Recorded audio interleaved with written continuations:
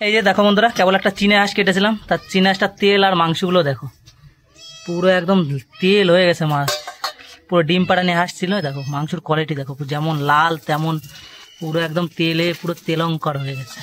এখন এটা রান্না করব। আজকে রান্না করবো হচ্ছে প্রেশার কুকারে। প্রেশার কুকারে চাষের মাংস রান্না হবে, কারণ আজকে একটু ব্যস্ত রয়েছে ওই জন্য। এই যে প্রথম প্রেশার কুকারে এখন একটু তেল দিয়ে নিলাম।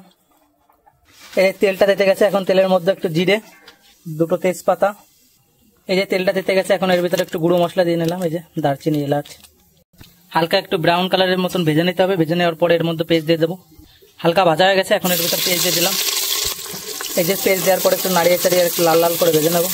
এক হাত দিয়ে ভিডিও করছি তো, তার জন্য ভিডিওটা একটু অন্যরকম হতে পারে। এই যে পেঁয়াজগুলোকে একটু ব্রাউন কালারের করে ভেজে নিতে হবে। ভেজে নেওয়ার পরে এর ভিতরে এখন মশলা দেওয়া হবে। দেখো কি কি মশলা লাগবে দেখো।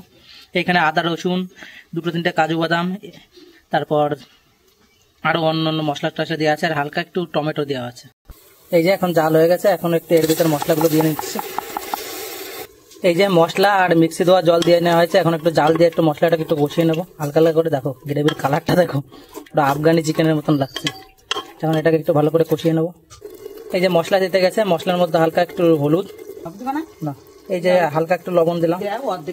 হলুদ লবণ দেওয়া কমপ্লিট। এবার একটু জিরের গুঁড়ো দিচ্ছি, একটু বেশি করে দেবো জিরের গুঁড়ো, একটু লঙ্কার গুঁড়ো। এবার মশলাটাকে ভালো করে মিশিয়ে নেবো। মশলার মধ্যে জিরে, হলুদ, লবণগুলো যত কিছু আছে। এখন একটু হালকা করে একটু জাল দিলেই গ্রেভি থেকে তেল ছাড়া শুরু করবে।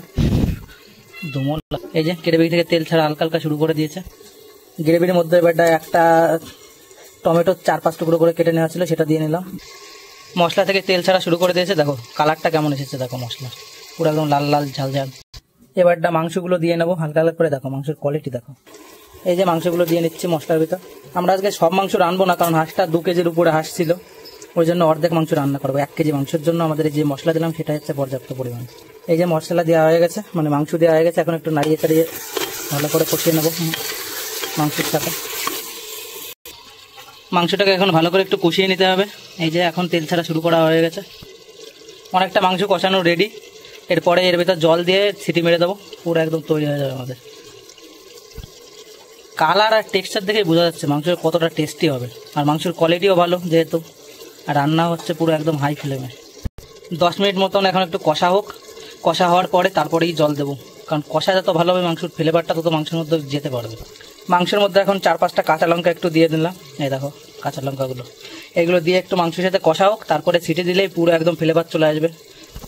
মাংস কষানো প্রায় কমপ্লিট। এখন এর মধ্যে একটু আমাদের ধুয়ে রাখা কাঁচা আলু দিয়ে নিলাম, কারণ সিটি মারার আগে দিতে হবে। সিটি মারার আগে যদি কষানো হয়ে যায় তাহলে পুরো একদম গলে যাবে। মাংস কষা পুরোপুরি একদম তৈরি, এখন একটু জল দিতে হবে। কষানো পুরো কমপ্লিট।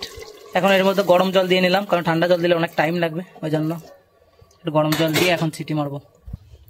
এখন আমাদের জল দেওয়া কমপ্লিট। আমরা 3 বাটি মতন জল দিয়েছি, মানে ধর 750 ml মতন জল দেওয়া হয়েছে। এখন এটাকে ঢেকে দেবো, 8টা থেকে 10টা সিটি দিলেই আমাদের তৈরি হয়ে যাবে। এই যে প্রেসার কুকার এখন 8টা সিটি দিলেই বা 10টা সিটি দিলেই তৈরি হয়ে যাবে আমার হাঁসের মাংস, গরম গরম লাল লাল ঝাল। 1টা সিটি হয়ে গেছে, এখন আর একটা দেবে সিটি।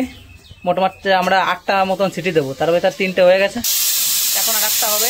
এই যে 8টা সিটি কমপ্লিট। এখন একটু গ্যাসেরটা লিভিয়ে দেবো, কিছু সময় এরকম ভাবে থাকুক যাতে ভিতরে বসে ভাপে আরেকটু সেদ্ধ হয়ে যেতে পারে। তারপর তোমাদের পুরো দেখাচ্ছি কেমন কি হয়েছে। লোক দেখাচ্ছি তোমাদের কেমন কি হয়েছে।